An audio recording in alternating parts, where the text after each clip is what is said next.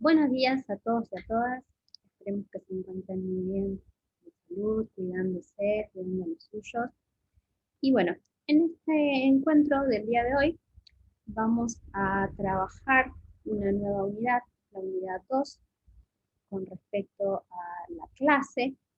Nos vamos a enfocar en lo que es precisamente los diarios de práctica como otros recursos para acompañar nuestras clases. Previamente vamos a trabajar con el texto de Liliana Sanjurjo y Julio Rodríguez, que se denomina Volver a pensar la clase. Vamos a hacer un repaso a través de este PowerPoint que elaboré para que trabajemos juntos. En un principio nos vamos a enfocar a qué se denomina la clase. ¿Qué es la clase? Los aportes teóricos que se reflejan para resignificar la clase como un espacio de construcción de conocimiento usando estrategias de enseñanza. Eso sería prácticamente una de las definiciones o qué es lo que aporta la clase. Seguimos con otro concepto referido a la clase, como un espacio pedagógico en el que un grupo de sujetos recibe un mismo grado de enseñanza. Nos paramos aquí porque lo principal que queremos destacar de esta clase que compartimos en el día de hoy es la importancia que le debemos dar a la clase, desde el punto de vista de la planificación, de los contenidos, para luego terminar con el tema de las otras apoyaturas que nos estarían favoreciendo, lo que nos estarían dando el tema de las clases. Otras definiciones.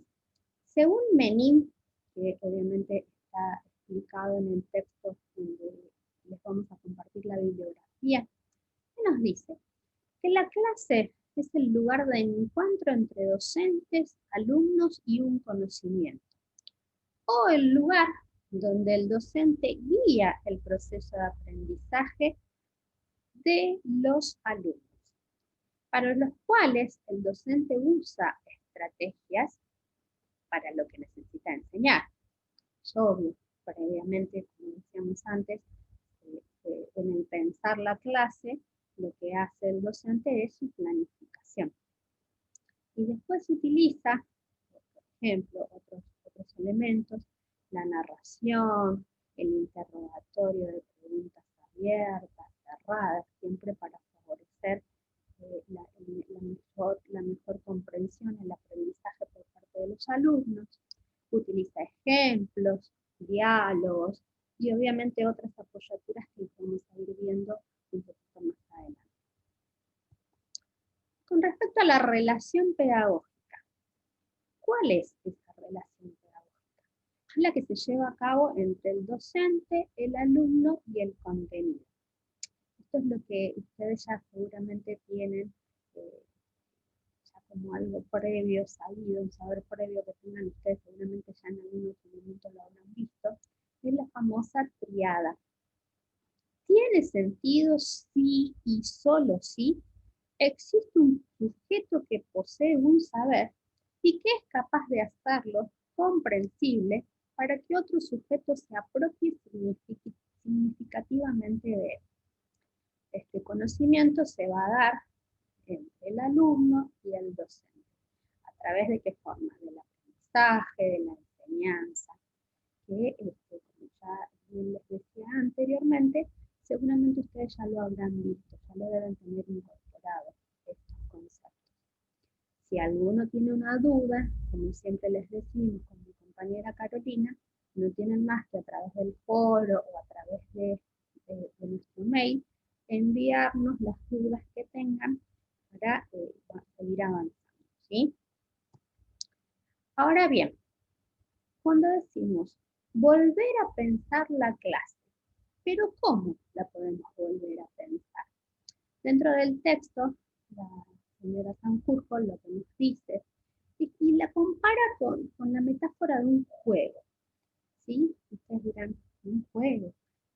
Claro, lo que ella dice es, nosotros tenemos que planificar nuestras clases con antelación, previamente con algunas jugadas. ¿Para qué? Para que esas jugadas sean como un plan de acción. Sería la planificación basada anteriormente y tomada como un plan de acción futuro con las medidas que vamos a ir implementando. Esas medidas serían las secuencias que nosotros, las secuencias didácticas que vamos a ir utilizando dentro de la clase, que serían las famosas jugadas previas. ¿Para qué? Para que ya dentro de la clase misma, esas jugadas sean tomadas como las movidas de la clase, que se van a ir definiendo en función de lo que acontece. Ustedes van a ir viendo que en el momento de la clase les pueden ir surgiendo algunos inconvenientes, dudas por parte de los alumnos. Entonces ustedes en ese momento se van a ir moviendo en base a lo que va sucediendo. Puede surgir inconvenientes, preguntas que no estén dentro de esa planificación previa que ustedes tenían. Entonces, van a ir en el movimiento cambiando. Obviamente todo esto para que para llegar a un andamiaje, para llegar a un aprendizaje eficaz, a través de lo que los alumnos consulten, a través de lo que los alumnos sientan. Entonces, esto es lo que la docente Mariana Sanjurjo, la escritora de este texto, nos lleva a pensar. Volver a pensar la clase como una metáfora del juego. ¿Sí? ¿Vamos bien? ¿Seguimos? Ahora bien, ¿qué hacemos? ¿Para qué lo hacemos? ¿Cómo lo hacemos? ¿Qué efectos produce lo que hacemos en el aula? Todo esto está basado en, volvemos a repetir, en la planificación, en cómo nos vamos a ir desenvolviendo en nuestra clase, cómo la pensamos, lo que ya en su momento vimos con respecto a lo que era el pensamiento preclase, en clase. Lo que hoy estamos haciendo es como un pequeño repaso para que ustedes terminen de afianzar bien estos conocimientos que son muy importantes para seguir avanzando en lo que nos queda del cuatrimestre. ¿Sí? Bien, con respecto a volver a pensar la clase, ¿qué decimos?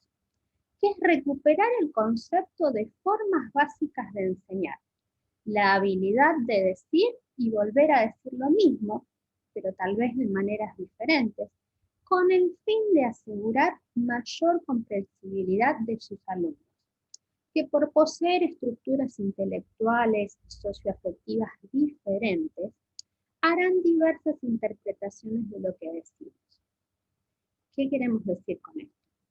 Que no importa si nuestros alumnos son distintos, traen un andamiaje previo, un saber previo. Lo que nosotros tenemos que llegar a conseguir es que todos tengan la habilidad, que todos puedan llegar a un aprendizaje.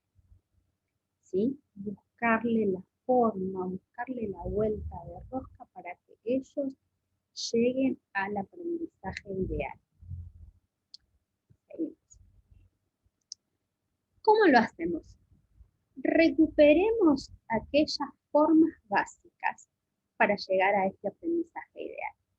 Algunos elementos, algunos tips que yo les voy a tirar acá, que dice en el texto, que vamos a repetir, es la narración, la explicación, el diálogo y el interrogatorio didáctico entre el alumno, entre nosotros. Esto, fomentar el tema de la pregunta, siempre preguntas disparadoras que puedan al alumno tratar de inculcarle este pensamiento de querer saber siempre algo más, ¿sí? De despertarles esa chispita para que ellos siempre quieran aprender más. A través de ejemplos, a través de analogías, de metáforas.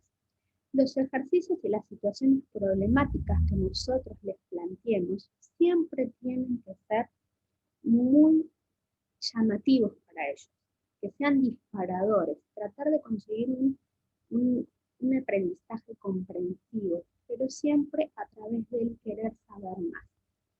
Y al final de este Power, en el medio, donde vamos a ver que la otra parte de la clase que les preparé es con respecto a las distintas apoyaturas, pero hoy nos vamos a especificar más en lo que es los diarios de práctica. Se los voy a anticipar. Dentro de estas distintas apoyaturas que les nombro aquí, bueno, sería el diario de prácticas, que es uno de los más importantes, las observaciones, las conclusiones que uno puede llevar a través de la elaboración de las clases. A eso es lo que lo llamamos distintas apoyaturas. Hasta acá llegamos a la primera parte. Ahora recién, como les estaba anticipando, vamos a enfocarnos más específicamente en los diarios de clase. Los diarios de clase a través del libro del texto de Miguel Ángel Zabalza, donde voy a pasar a explicarles cómo lo vamos a tomar este texto. Avanzamos un poquito más. Diarios de clase, un instrumento de investigación y desarrollo profesional. Este es el texto que lo van a tener como lectura obligatoria junto con el de Mariana Sanjurjo, que lo acabamos de determinar. Los aspectos generales. ¿Qué es un diario de clase? Un diario de clase son los documentos en los que los profesores recogen sus impresiones sobre todo lo que va sucediendo en sus clases. Es una herramienta fundamental, ¿sí?, que se va a dar como una apoyatura para el docente, para el profesor en formación, o que, bueno, obviamente ya está dando clases y lo toma él como una herramienta. Ahora bien, pasamos al concepto de diarios de clase y su tipología. Los diarios no tienen por qué ser una actividad diaria. Puede suceder, puede sugerirse que se realicen una vez por mes, una vez por semana. Obviamente lo ideal es que sea diario. La palabra lo dice, ¿no? Pero bueno, puede pasar esto, puede surgir que una programación, una organización del docente lo realice de forma semanal, mensual. Los diarios constituyen narraciones realizadas por los profesores. ¿Sí? Es fácil, esto es así. El profesor lo realiza a través de una narración que él va labrando de todo lo sucedido, lo acontecido en clase. El contenido de los diarios puede ser cualquier cosa. Puede ser enfocarse en lo que pasó, en alguna problemática, en algo específico de algún niño, de alguna niña. Es puntualmente eso lo que se va a escribir en esos diarios. Reflejan la realidad, básicamente. El marco espacial de la información recogida en ese diario suele ser el ámbito de la clase. Pero también podemos incluir lo que suceda en un recreo, lo que suceda en un lugar compartido, en otra clase especial que nosotros estemos observando. La información que recabe ese diario no solamente es lo que suceda dentro del aula, ¿sí? Avanzamos un poquito más. Es el acceso al mundo personal de los docentes. Un diario permite al docente revisar los elementos de su mundo personal y franquear la opacidad. Del mismo modo, también reconstruye la experiencia y se comparten dichas experiencias. ¿Entre quiénes? Entre sus pares, entre sus docentes. ¿Sí? Evaluación y reajuste de procesos didácticos. ¿Qué queremos decir con esto? Y el diario de prácticas como marca para recoger la marcha de la clase. Y del mismo modo, como recurso orientado a la investigación y evaluación de los procesos didácticos. ¿Cuáles son los fines? ¿Para qué escribimos nuestro diario de prácticas? ¿Sí? ¿Qué nos permiten desarrollar el diario de prácticas? En un primer momento decimos que es para recoger información significativa sobre el proceso de enseñanza y o aprendizaje, reflexionar sobre los sucesos que se desarrollaron en la clase, acumular información histórica sobre el aula y lo que pasa en ella, imaginar soluciones y o tratar al diario como un objeto de investigación. Estos serían los objetivos principales de un diario de clase.